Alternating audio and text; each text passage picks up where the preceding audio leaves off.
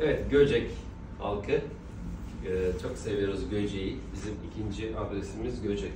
Alaçatı'ya artık pas geçiyoruz.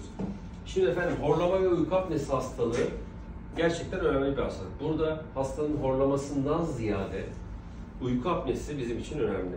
Horlama sosyal bir hastalık. Eşinizi, kızınızı, çoluğunuzu, çocuğunuzu rahatsız ediyor olabilir ama uyku apnesi, uykuda nefesin kesilmesi ya da nefesin tutulması kandaki oksijen değerini düşürdüğü için tansiyon, nabız, kalple ilgili sıkıntıları arttırır.